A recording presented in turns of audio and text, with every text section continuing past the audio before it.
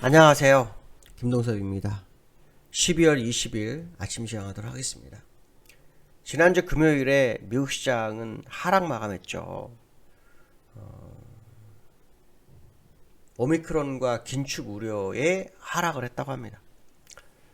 아시겠지만 오미크론에 대해서 처음에 출연했을 때 조 바이든 대통령이 봉쇄를 하지 않겠다.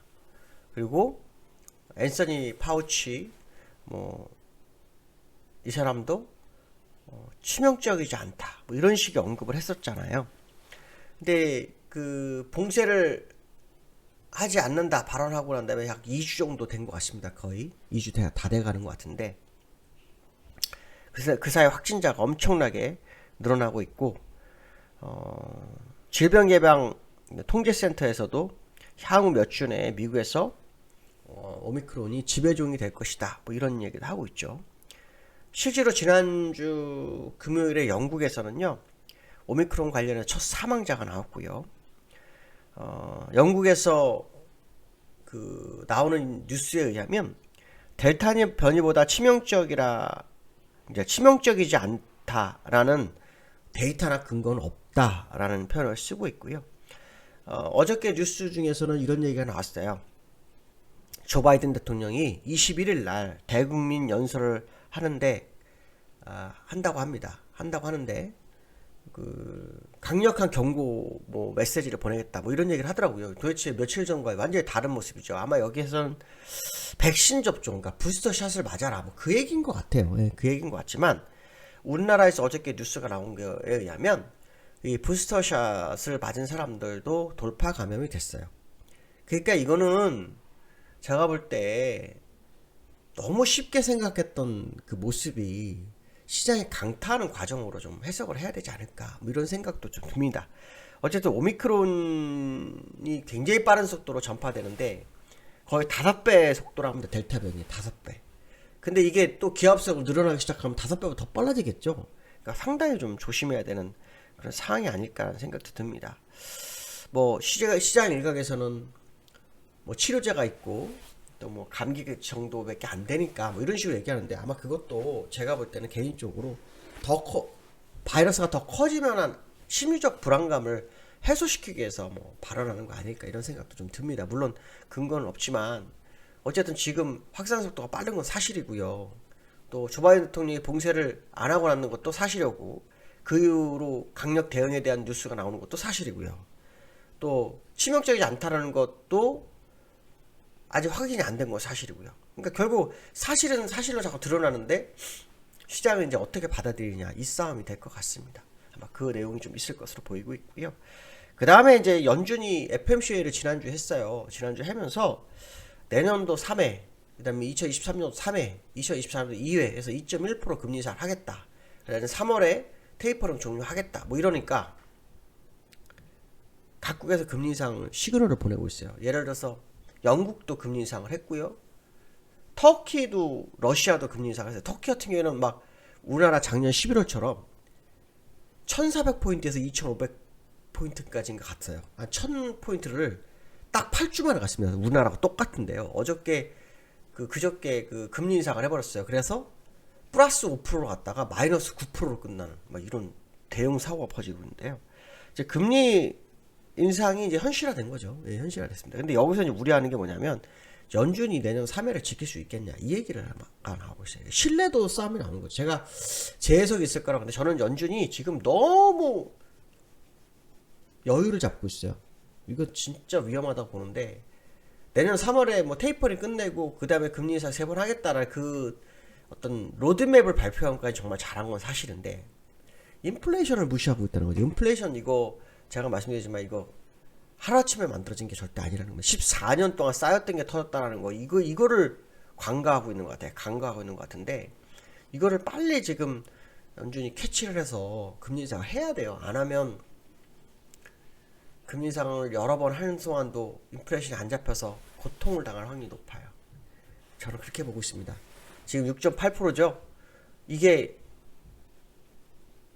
어느 순간 쑥 내려가지 않을 거라고 봅니다. 계속 증가하거나 그 근처에 있을 확률 높을 보고 있는데 저는 7%를 넘길 거라고 생각을 한번 하고 있습니다. 물론 이거는 뭐 개인적 생각입니다. 왜냐하면 2% 올라오는데 10년 걸렸죠.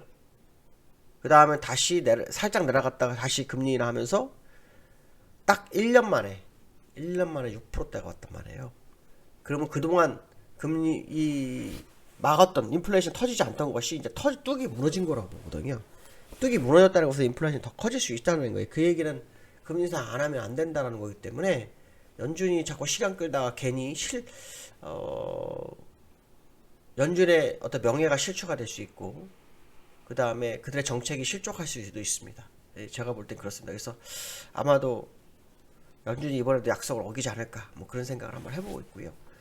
기술적으로 좀 지수를 보면 다우가 1.4%를 하락했고요.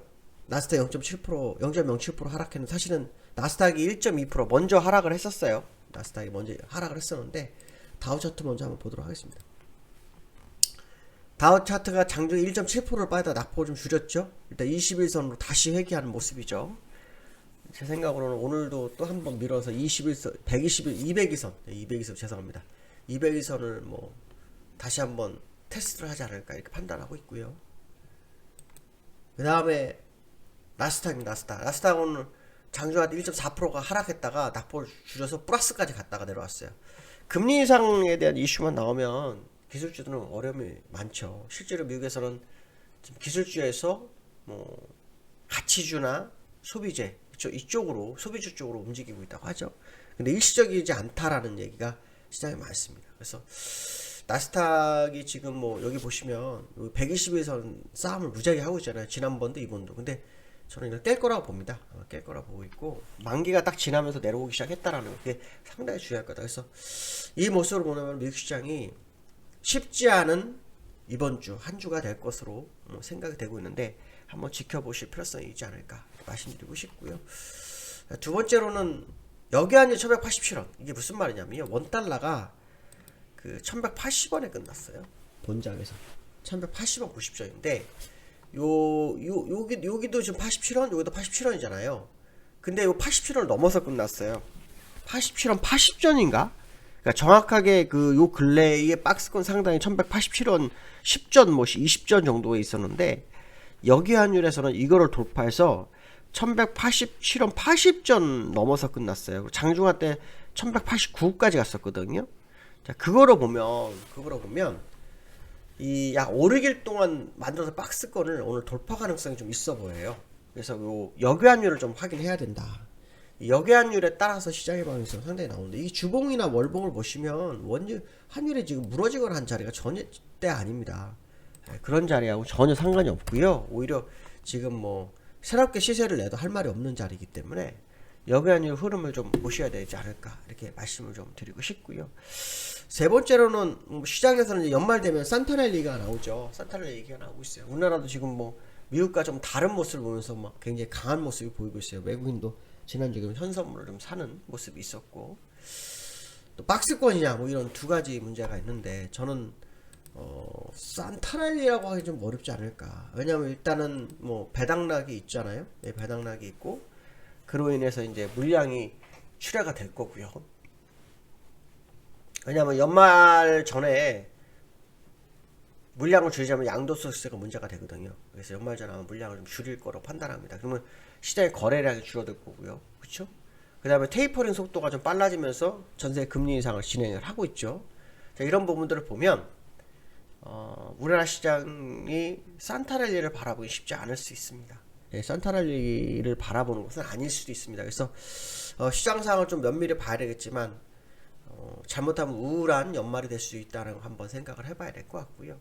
오미크론이 처음 출현했을 때, 이때까지 그 델타 변이나 뭐 다른 변이 바이러스라는데 바로 봉쇄를 해서 시장이 좀 방어력을 가졌었는데, 이번에는 그 실패를 미국에서 하면서 오히려 오미크론발 후폭풍이 있지 않을까 이런 생각도 좀 들거든요. 그래서 시장이 아직 뭐 호재가 없어요. 호재가 없는데 주가가 방어하는 거, 이런 경우는 대부분 긴 하락을 대비하기 위해서 물량을 반등 치면서 물량을 터는 경우가 굉장히 많아요. 아마 그거일 수도 있습니다. 그래서 그런 상황인지 아닌지는 좀 더 시간을 두고 확인해 볼 필요성이 있는데, 일단 아까 말씀드린 환율의 문제를 좀 지켜보시면서 수급의 문제를 지켜보시면 뭐 방향성이 일정 부분 확인되지 않을까 이렇게 판단이 쓰고 있습니다.